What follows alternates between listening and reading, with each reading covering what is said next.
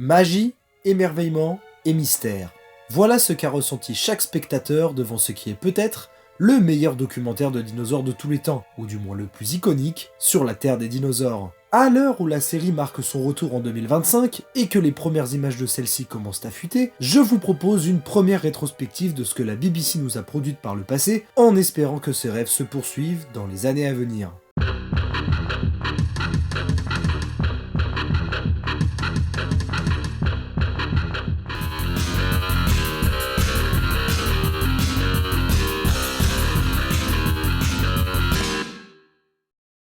Salut à tous et bienvenue sur Dodo Review. Je vous l'avais promis, il est temps de se replonger dans la série des Sur la Terre des, à commencer par la première des reviews, celle consacrée à Sur la Terre des dinosaures de 1999, aussi appelée Walking with Dinosaurs en anglais. Dans cette vidéo, je ferai une analyse de chacun des épisodes, on étudiera ce qu'il y avait de bon dans cette série, ce qu'il y avait éventuellement de moins bon, et à la fin je mettrai 2 notes sur la série, une plutôt basée sur l'entertainment, c'est un avis plus subjectif sur ce que ça vaut en tant que série, et une autre plus basée sur le côté scientifique de la chose, pour savoir si ce documentaire vaut le coup d'être regardé par Jean-Michel Paléontologue. Mais avant tout cela, replongeons-nous tout de suite au tout début de l'histoire, lorsque Sur la Terre des dinosaures n'était qu'une vague idée dans la tête de certaines personnes.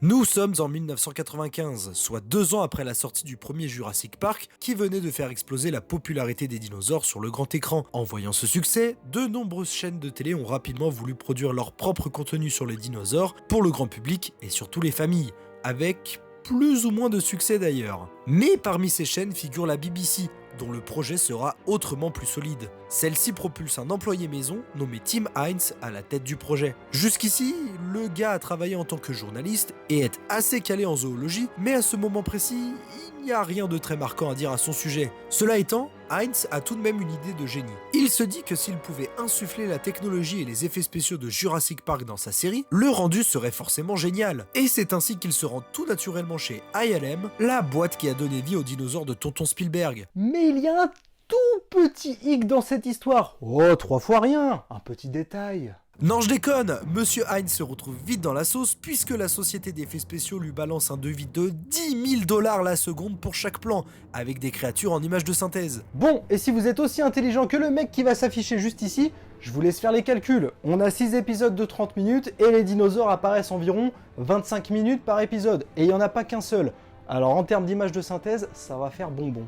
Vous l'avez compris, le comptable de la BBC allait vite nous faire une syncope. Et même si la chaîne britannique part avec un budget de départ d'environ 5 millions d'euros, ce qui en fait de très loin le documentaire le plus cher de l'histoire à ce moment précis, il est évident que la somme proposée par ILM devient rapidement ridicule. Mais le temps presse pour Tim Hines et sa clique, d'autant que durant la production de Sur la Terre des dinosaures, un deuxième Jurassic Park sort en salle durant l'année 1997 et scelle tout espoir de négligence pour la BBC. Dorénavant, le public ne se contentera plus jamais d'une qualité visuelle moindre que celle-ci, et là ça devient vraiment chaud. Mais l'équipe en charge du docu persévère et continue de passer de boîte en boîte. Et parmi ces rendez-vous, Tim Hines en décroche un avec la société anglaise Framestore, dirigée par Mike Milne, qui refuse le projet qu'il trouve tout simplement irréalisable. Mais de retour chez lui un soir, ce dernier ne pourra pas s'empêcher de repenser à la proposition qu'il vient d'avoir et revient finalement sur sa position en se disant « Mais qu'arriverait-il si quelqu'un accepte le deal et réussit ? Je resterai à jamais celui qui a refusé le projet. » Et c'est ainsi qu'il va sceller un accord autrement plus abordable avec la BBC. Au même moment, Tim Hines est rejoint à la production par un certain Jasper James,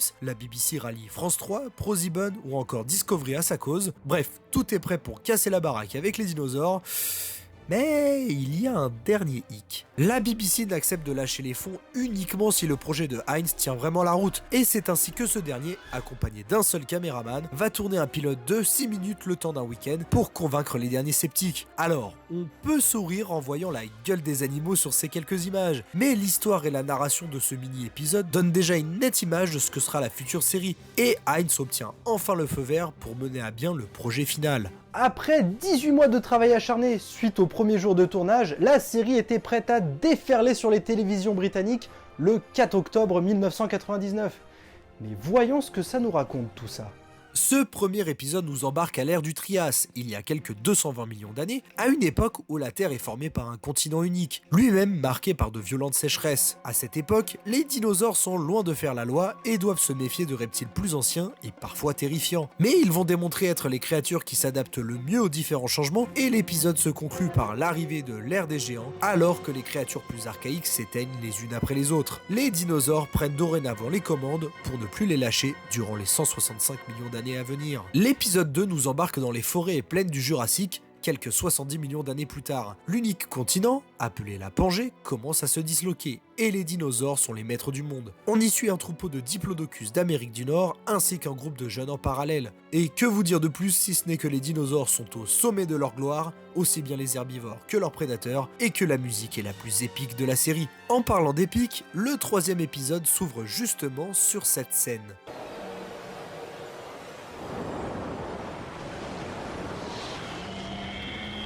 Adieu, fils de reptile.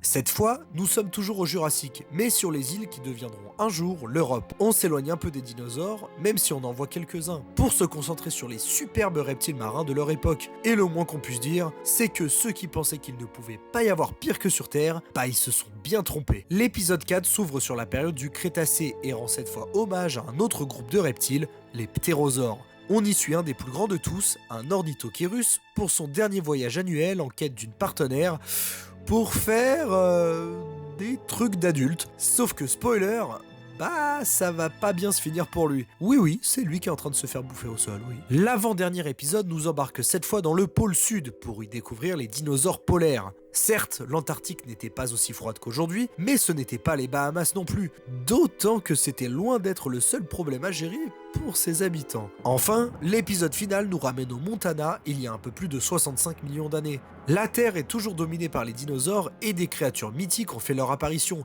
comme le tyrannosaure ou encore le tricératops. Enfin, visiblement une carcasse de ce fils de cornu. Ah, c'est sa seule apparition dans toute la série. Ah ouais, d'accord. Mais ce monde dans lequel ils vivent est en train de se consumer et le coup de grâce viendra d'une météorite géante qui sonnera la fin de l'âge des dinosaures. On va à présent analyser les bons points de cette série et bon Dieu, il y en a des tonnes, mais je vais essayer de condenser tout ça. Déjà, les effets spéciaux de la série sont une réussite absolue. Alors oui, ça reste un peu moins qualitatif que Jurassic Park, on voit plus de défauts, genre la texture dégueulasse du Diplodocus qui bouge là. Et même les animatroniques sont de moins bonne qualité, faut pas déconner non plus. Genre cette grosse tête de lézard jaune là, y a aucun monde où elle rivalise avec ce bon vieux T-Rex version robot.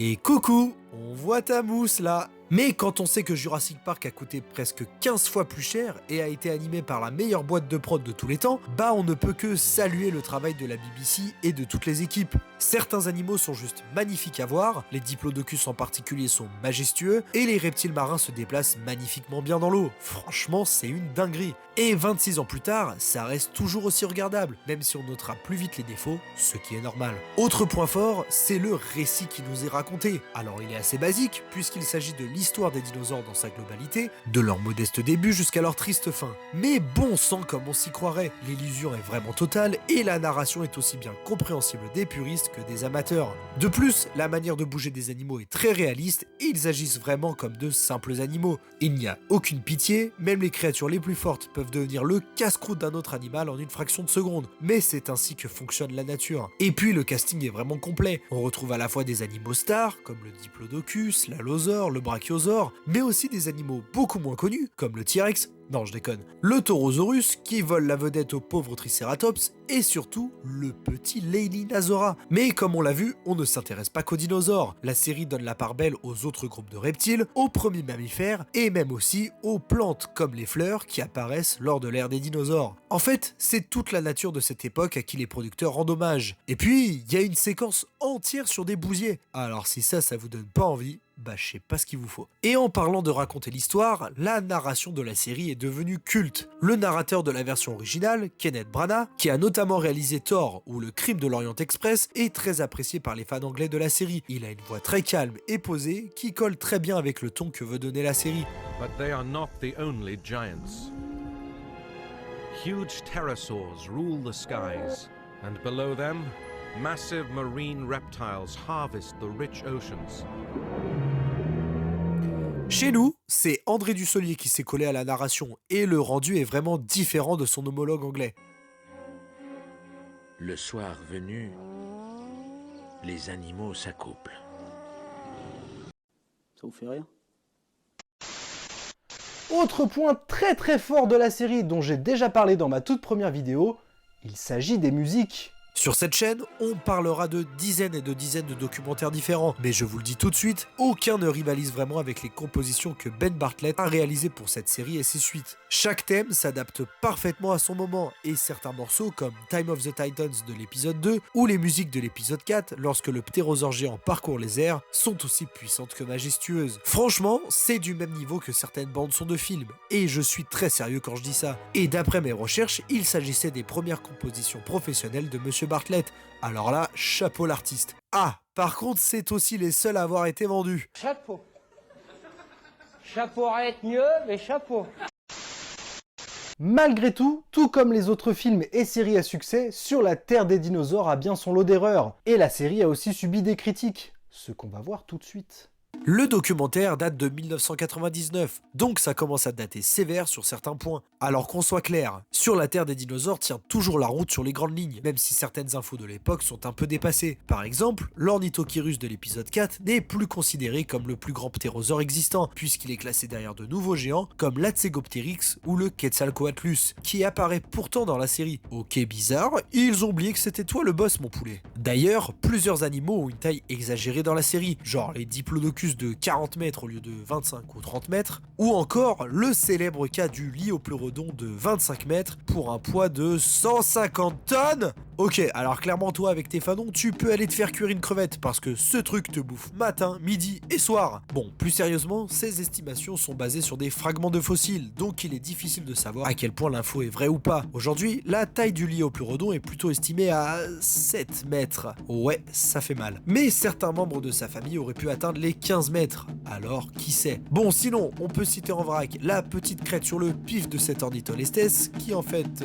n'existe pas, l'environnement volcanique du dernier épisode, qui n'était finalement pas aussi apocalyptique que ça. D'ailleurs, c'était il y a 66 millions d'années, et pas 65. Ou encore, l'allosaure polaire de l'épisode 5, qu'on a rebaptisé Australovenator depuis. Alors ça, c'est un nom qui claque. Mais il y a aussi des erreurs plus graves, même pour l'époque, genre l'Utahaptor qui est présenté en Europe, alors qu'il vivait, dans l'Utah, en Amérique du Nord. Punaise les mecs, la réponse était dans le nom quoi, faites un effort. Et d'ailleurs, en parlant des raptors, on est resté sur du design sans plumes, comme dans Jurassic Park. Alors qu'à l'époque, on avait déjà compris que ce groupe de dinosaures en était pourvu. Bon, pas grave, vous allez me dire, ils se rattraperont lors des séries suivantes.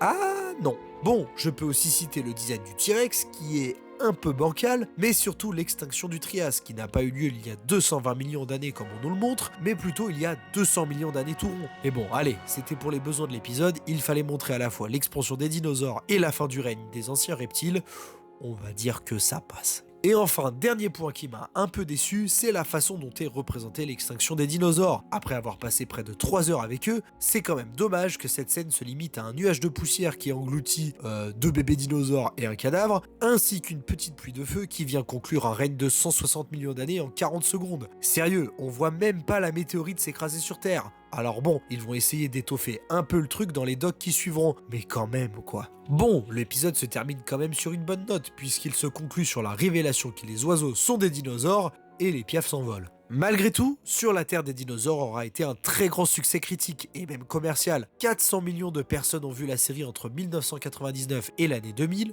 et de nombreux produits dérivés verront le jour, ce qui est assez dingue quand on sait qu'il s'agit d'un simple documentaire entre guillemets et non d'une saga sortie des studios d'Hollywood. Suite à la sortie de la série, il y a eu un vrai regain pour la paléontologie dans les universités, comme ce fut le cas avec Jurassic Park. L'image des dinosaures auprès du grand public a été bouleversée à jamais et ce succès a été très profitable aux équipes qui ont travaillé dessus. Sur la Terre des dinosaures a d'ailleurs véritablement lancé la carrière de Tim Hines en tant que réalisateur et producteur, et il va même créer son propre studio, Impossible Pictures, dont on reparlera une prochaine fois. Et pour l'entreprise Framestore, à qui on doit toutes les images de synthèse, le projet lui a carrément ouvert les portes du cinéma américain, puisque la boîte bossera ensuite sur de nombreux films, comme Harry Potter 4, des films aliens, les animaux fantastiques, et même les vacances de Mr Bean. Alors ça c'est badass. Sur la Terre des dinosaures est en tout cas un classique parmi les classiques, celui qui a inspiré toute une génération de documentaires après lui, et aucun autre n'est plus aimé par une grande partie de la communauté, et c'est tout à fait compréhensible. Pour ma part, je donne un magnifique 9,5 sur 10 à Sur la Terre des dinosaures en tant que série. Alors, je chipote un peu, mais il y a quelques docus que je porte plus haut dans mon cœur, cependant, il n'y a pas plus majestueux et magnifique que lui. Côté science, c'est un peu plus mitigé. Encore une fois, le doc est totalement regardable aujourd'hui et on peut lui pardonner certaines erreurs de l'époque. Mais pour d'autres, ça reste un peu plus compliqué. C'est pourquoi je lui mets un petit 7 sur 10.